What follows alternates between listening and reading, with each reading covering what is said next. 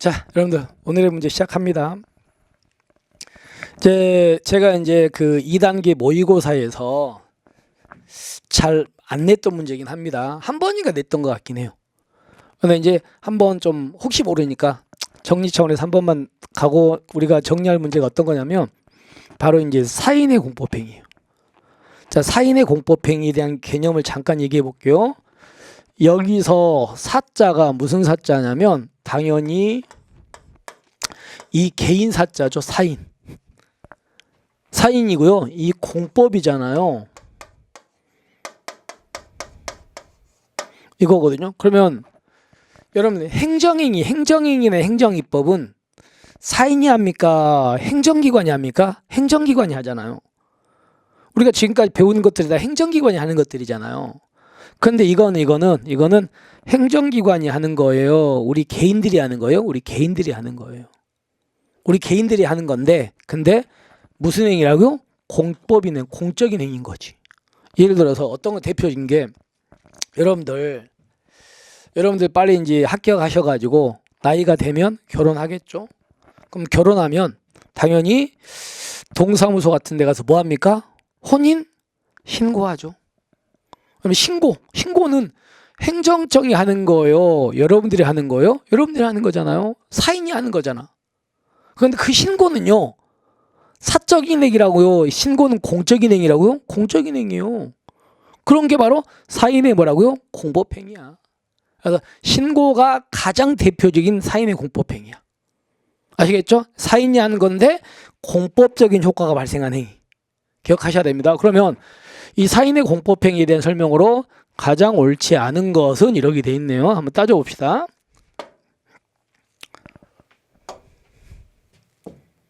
자, 사인의 공법행위는 원칙적으로 부관을 붙이죠. 여러분들 부관이라는 말은 공부하셨죠? 부관은 어디에 나옵니까? 행정행위의 부관이잖아. 행정청이 여러분들한테 행정행위를 해주면서 거기다 뭔가 제한을 가하는 거잖아요. 그죠? 근데 여러분이 하는데 여러분이 스스로 뭘 제한을 가한다? 말이 안 되잖아요. 따라서 사인의 공법행위에는 원칙적으로 부관을 붙일 수가 없습니다. 아시겠죠? 부관 못 붙여요. 자, 그 다음에 이제 두 번째 넘어갑니다. 판례에 의하면 이거 조심하셔야 됩니다. 민법상 비진 의사표시 무효에 관한 규정이 있는데 이게 도대체 뭔가를 먼저 한번 설명을 드릴게요. 이런 거야. 적읍시다. A가 이제 나예요. 나. 그리고 B는 이걸 듣고 있는 여러분들이에요. 내가 이 자리에 여러분들한테 뭐라고 했냐면요. 내가 여러분들한테 의사를 표시했어. 뭐라고 했냐면 만약에 내가 복권에 당첨이 되면요. 한 사람당 100만 원씩을 줄게요. 이렇게 지금 내가 여기서 이렇게 얘기를 했다고 합시다. 이걸 내가 여러분들한테 뭐 했다? 의사를 표시했다고 하는 거야. 그러면 이 의사를 표시한 나를 뭐라고 하냐면요. 이걸 표의자라고 해요. 의사를 표시한 사람. 그리고 B는 여러분들을 B를 우리가 뭐라고 한다? 상대방이라고 하는 거예요. 자, 근데요. 나는 복권에 당첨되면 여러분들한테 100만 원 주고 싶은 생각이 있어 없어? 없어요. 없는데 만약에 내가 그냥 이렇게 한 거야. 그럼 나는 이거는요. 표의자의 진짜 의사예요. 진짜 의사가 아니에요? 의사가 아니에요. 진짜 의사가 아니라고요. 그죠? 근데 여러분들 그럼 내가 진짜 의사가 아니지만 이거는 무효예요. 유효예요? 유효예요. 나는 여러분들한테 진짜는 주고 싶지 않은데 이렇게 표시하면 얘도 유효인 거라고요. 말 함부로 하면 안 돼요. 근데 이런 경우 있지. 근데 어떤 게냐면요. 내가 여러분들한테 100만 원 주겠다고 얘기했죠. 의사 표시했죠. 근데 나는 분명히 진짜 의사가 아닙니다. 근데 여러분들도 이게 내가 농담으로 하는 걸 여러분이 알아요. 한마디로 여러분들도 이게 나의 진짜 의사도 아니다? 아니랑 여러분도 알아. 그럼 나도 진짜 의사가 아니고 여러분도 진짜 의사가 아니란 거 알잖아요. 그러면 그때는 이 의사 표시가 유효일까요? 그때는 무효일까요? 무효겠죠. 아니 나도 진짜 의사가 아니고 여러분도 진짜가 아닌 걸 아는데 어떻게 이거 유효가 돼? 그러니까 이게 무효야. 이때는 그걸 우리가 이 얘기야. 그래서 그게 바로 민법상 비진이 의사표시 무효에 관한 규정 아시겠습니까? 이게 그 얘기예요.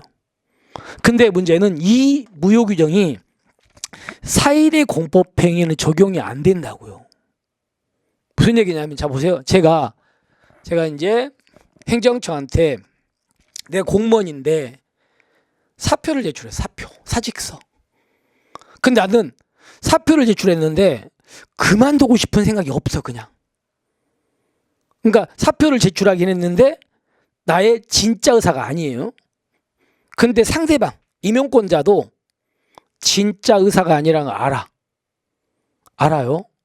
그래도 그거 유효예요. 사인의 공법행위는. 그러니까 사인의 공법행위는 이런 어떤 비진의사 표시 무효 규정이 적용된다 안 된다? 안 된다. 아시겠죠? 공적인 행위니까. 그래서 정리합니다. 민법상 비진의 의사 표시 무효에 관한 규정이 뭔지 아시겠습니까? 무슨 개념인지? 이 규정은 성질상 영업체계 신고나 사직의 의사 표시와 같은 사인의 공법행위에 적용돼 안 돼? 안 된다고요. 아시겠죠? 그래서 사표를 냈는데 진짜가 의사가 아닌데 상대방은 진짜 의사가 아닌 거 알아. 그래도 사표 수리하면 그 유효해요. 됐죠? 여기까지 됐습니다. 이렇게 해서 우리는 이 부분 마무리합니다. 잘못됐죠? 그 다음에 여러분 사인의 공법행위는 행정행위에 인정되리. 우리 배웠죠? 행정행위 우리 저번에 행정행위의 개념 공부했잖아요. 개념. 그 징표. 행정행위는 누가 해야 돼요? 행정청이 해야 하는 행위고 구체적 사실에 대한 법집행위고 권력적 단독행위고 법률의 행위고 공법행위죠. 그죠? 행정청이 하는 거죠. 그러니까 그 행정행위는 바로 공정력이라든가 불가증력, 불가변력과 효력이 생기잖아요. 그건 행정행위의 특수화 효력이야. 그러면 공정력이나 불가증력, 불가변력은 행정행위가 아닌 행위에는 그런 게 생겨 안 생겨? 안 생겨. 그래서 사인의 공법행위는 행정에 인정되는 공정력, 존속력 이런 것들은 인정될 리가 없다. 아시겠죠? 행정이 아니니까. 됐죠? 이렇게 된 겁니다. 자, 그 다음에 이제 네 번째 보세요. 내가 이제 공무원인데요. 내가 사표를 제출했습니다. 그만하고 싶어서. 그러면 사표를 제출했는데 사표를 제출했다고 해서 이 사람이 바로 면직입니까? 수리돼야 면직입니까? 수리돼야지. 의원 면직이잖아요. 그럼 내가 수리가 되기 전까지는 이 사람은 공무원이잖아요. 그럼 나는요. 사표를 제출했는데 수리가 아직 안 됐어요. 뭐 그 사이에는요. 수리되기 전까지는 사표를 철회 물을 수도 있어요, 없어요? 있습니다. 사표를 제출하고 수리가 돼버리면 이제 끝났죠. 못 물르죠. 이미 끝났잖아요. 근데 사표 제출했어도 수리가 되기 전까지 철회할 수 있는 거예요. 그래서 공무원이 한 사직 의사표시는 의사표 철회나 취소는 그에 터잡은 의원 면직 처분이 있을 때, 의원 면직 처분이 있다는 말은 사표가 뭐 할 때? 수리됐을 때. 수리때까지 할 수 있는 것이 일단 면직 처분이 있고 난 이후에는 철회나 취소할 여지가 있어 없어? 없죠. 당연히 끝났어요. 아시겠습니까? 이런 말입니다. 이렇게 해가지고 이것도 이제 맞는 지문. 얘는 좀 기억 잘 하시기 바랍니다. 자, 그러면 우리가 이제 문제를 정리해 본다면 사인의 공법행위는 부관을 붙일 수가 없다. 그 다음에 민법 비진의 의사표시 무효 관한 규정은 사인의 공법행위는 적용된다 안 된다? 안 된다. 그 다음에 공정력, 존속력, 집행력 같은 건 행정행위의 효력이니까 사인의 공법행위는 행정이 아니니까 이런 거 안 생긴다. 그리고 사표를 냈는데 사표가 수리되기 전까지는 철회할 수 있지만 수리되고 난 후라면 철회가 안 된다. 아시겠죠? 여기까지. 이렇게 해서 답은 2번이 됩니다.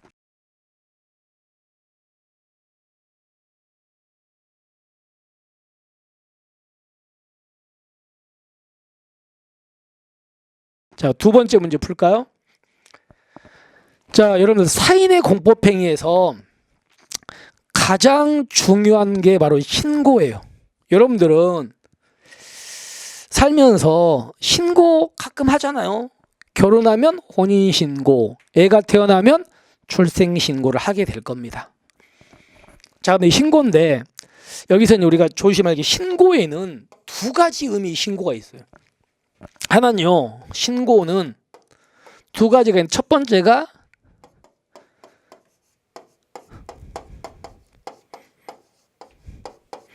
수리가 필요 없는 신고가 있어. 그러니까 내가 신고를 하잖아. 근데 행정청이 수리를 해줄 필요가 없어. 신고만 하면 되는 신고가 있다고요. 신고만 하면 끝나는 게 있어요. 반대로 수리가 뭐한 거 있다? 필요한 게 있습니다. 그럼 이거는요, 신고를 했는데 수리가 필요해. 그럼 수리를 안 해주면요, 효력이 안 생기는 거야. 수리해줘야 돼. 근데 여기는 신고만 하면 끝나는 거고, 여기는 수리가 꼭 있어야 되는 거. 이렇게 두 가지가 있어요. 두 가지.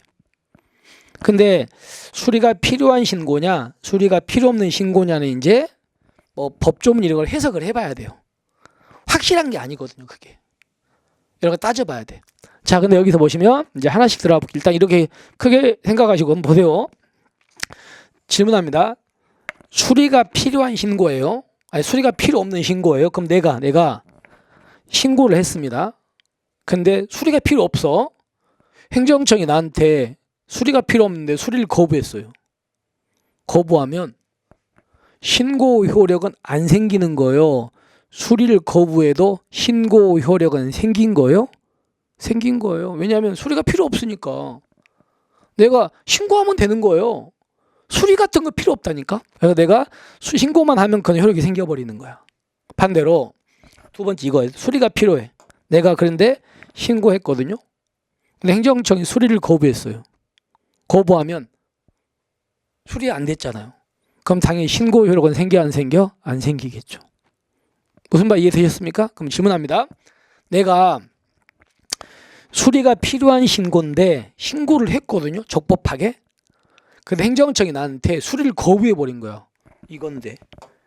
뭐 거부는 그러면 내 입장에서는요. 수리가 거부당하면 효력 안 생기잖아요. 그럼 나는 수리 거부가 열을 받아 안 받아? 받겠죠. 그럼 거부 갖고 소송 갈 수 있어야 돼 없어야 돼? 있어야 되는 거잖아.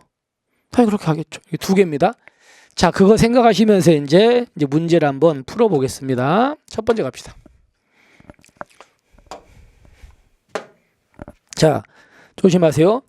여러분 여기처럼 건축주 명의 변경 신고였죠? 명의 변경 신고는요, 전부 다 수리가 필요한 신고라고 생각하시면 돼요. 뭐가 변경되는 신고는.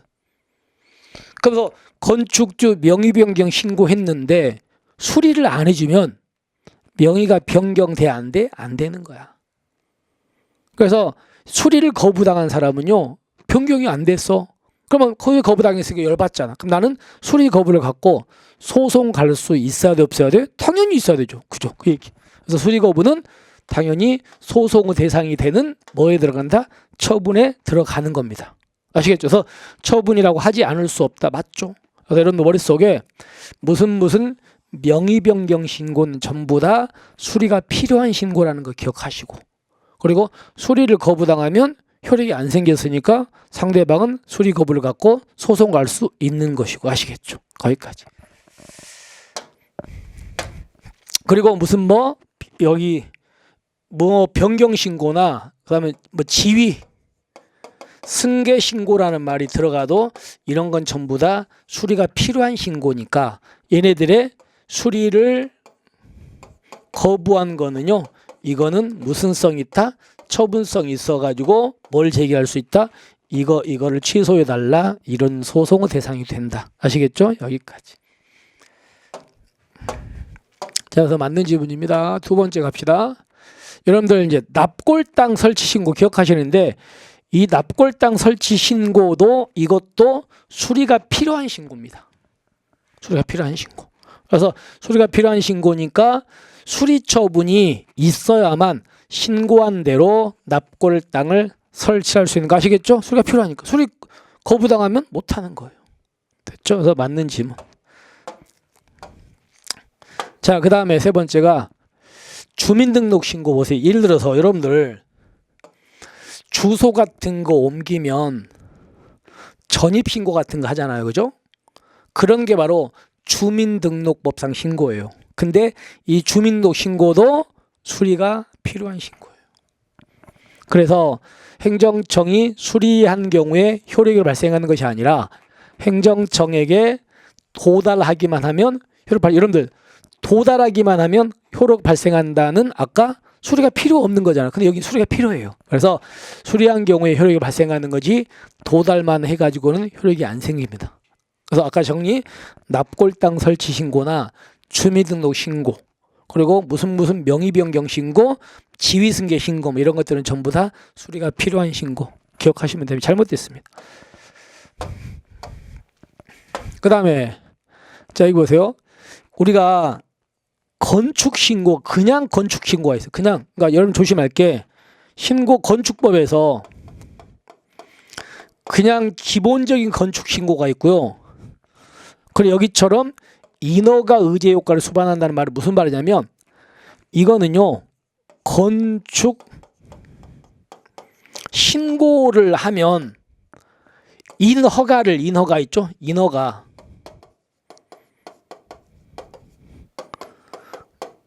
받은 것으로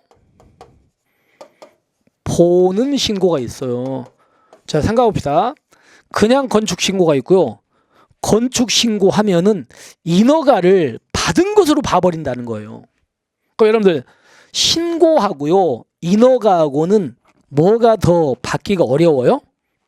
뭐가 더 어렵습니까? 인허가가 어려워요. 신고는 그냥 갖다 주면 되는 거잖아요. 근데 이거는 인허가는 요건을 따져서 해줄 것인가 말 것인가 결정하는 거거든. 그러니까 인허가가 훨씬 어렵죠. 근데 이거는요. 신고했는데 인허가를 받은 걸로 봐버린다는 거예요. 그죠? 그러니까 얘가 더 강력한 신고겠죠. 그래서 우리가 그냥 보통의 신고는 수리가 뭐하다? 불효해요. 필요 없어요. 근데 건축 신고인데 인허가를 받은 걸로 봐버리니까 이건 좀 더 깊이 들어가야 되겠지. 그래서 이거는 수리가 필요한 신고다 이렇게 부릅니다. 아시겠습니까? 따라서 여러분 보세요. 여기서 이 수리가 필요한데 수리 거부당하면 당연히 소송 갈 수 있겠지. 그 얘기입니다. 그래서 인허가 의제 효과를 수반하는 건축 신고는 행정청이 실체적 요건에 관한 심사를 한 후 수리해야 되는 이른바 수리를 요하는 신고. 아시겠습니까? 맞죠. 그러니까 여러분 조심합시다. 그냥 건축 신고라고 나와 있는지 인허가 의제 효과를 수반하는 건축 신고 나와 있는지 잘 읽어봐야 돼. 아시겠습니까? 이렇게 해서 얘는 인허가 의제 효과를 수반한다고 돼 있으니까 이거는 수리를 요하는 신고다. 아시겠죠? 이렇게 됩니다. 자, 이렇게 제가 이제 사인의 공법행위하고 신고 문제를 정리했습니다. 그래서 건축주 명의 변경 신고도 수리가 필요하고 납골당 설치 신고도 수리가 필요하고 주민등록 신고도 수리가 필요하고 그리고 그냥 건축 신고는 원래 수리가 필요 없는데 인허가 의제 효과를 수반한 건축 신고는 수리가 필요하고 아시겠습니까? 여기까지. 그렇게 기억하시면 되겠습니다. 자, 이렇게 해서 이제 우리가 오늘 또 두 문제를 정리를 했습니다. 이제 다음에는 제가 사인의 공법행위 끝났으니까 이제 진짜 이제 행정행위 있죠. 행정행위로 들어가 가지고 행정행위에 대한 내용들을 우리가 훑어보겠습니다. 자, 오늘 또 수고하셨습니다.